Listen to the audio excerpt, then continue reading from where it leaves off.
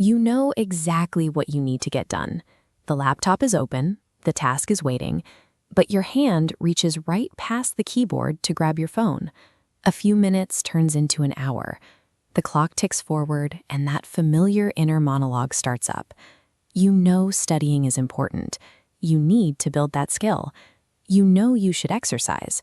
Yet, as you lie in bed at night, you ask yourself, why do I keep doing this?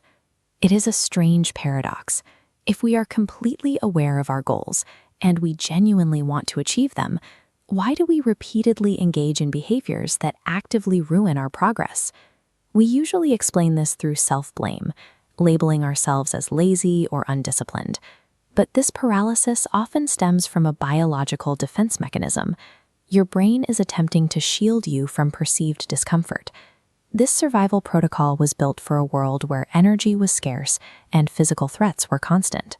In a modern environment of endless, high-stimulation distractions, that same ancient programming now reacts to mental effort as if it were a danger to be avoided. A scale balances 30 minutes of reading against a short video, instantly tipping toward the phone. Your brain translates these options into two paths: a steep staircase of deep work versus a flat line of entertainment. It defaults to the lowest effort to conserve energy. This energy conservation strategy helps explain the nature of procrastination. Neurologically, the delay functions as a biological stress response to an overwhelming task. When you look at a massive, multi-week project, your brain calculates the immense pressure and the huge expenditure of calories required to complete it. The amygdala registers that mental pressure as a legitimate threat, sending you scrambling for an immediate, low-effort escape route to relieve the tension. Procrastination serves as a symptom of this miscalculation. The brain detects the sheer scale of the work and triggers a retreat towards something safe and predictable. We compound this biological overwhelm with cognitive traps like overthinking. You face a single decision, and your mind generates a tangled web of hypothetical failures. What if I fail? What if people laugh? What if I choose the wrong direction? We obsess over these questions because we believe thinking will eventually yield 100% certainty. In reality, gathering information only goes so far. Actual, tangible clarity comes through the feedback loop of taking action and adjusting based on the results. Perfectionism often acts as a sophisticated shield against the vulnerability of making a visible first attempt.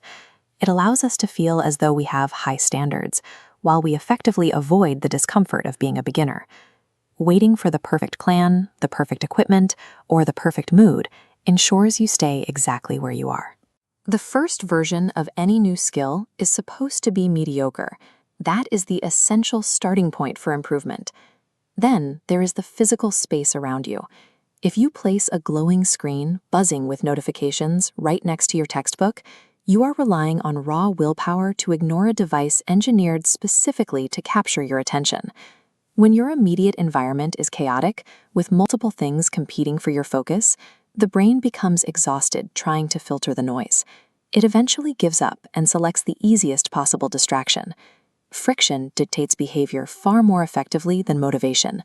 The mental friction of fear and the physical friction of a chaotic environment will overrule your good intentions every single time.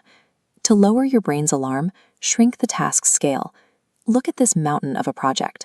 By fracturing it into 10-minute blocks, like a single page of research, it's no longer a threat. Step onto that first block just to gather data. Clarity follows action. You can apply this exact same logic to your physical space by inverting the friction in your environment. You redesign your ecosystem so that the right choice requires the least amount of resistance. If you want to study, leave the book open on a clean desk the night before. Meanwhile, move the phone into another room. When you create physical distance from distractions, you stop relying on willpower to resist them. By lowering the barrier to entry and removing immediate distractions, you operate below the threshold of your brain's alarm system. You essentially move into the work before your internal resistance has a chance to trigger. But all these strategies fail if you internalize a temporary struggle as a permanent character trait. When you repeatedly tell yourself, "I am lazy," your brain accepts that label as a baseline for your behavior. Shifting your internal language is a practical necessity. Instead of viewing yourself as bad at studying, view yourself as practicing discipline. This keeps your potential for growth fluid rather than locked behind a static label. You can verify this change with a 7-day micro-action reset. For 1 week, pick a task you are avoiding and commit for just 10 minutes. Identify your biggest distraction and physically remove it. This process provides daily, undeniable evidence for your developing identity. Large-scale changes accumulate in quiet 10-minute windows, where you feel the urge to stop, but choose to stay focused for one more small block. Next time your brain whispers for a delay, pause.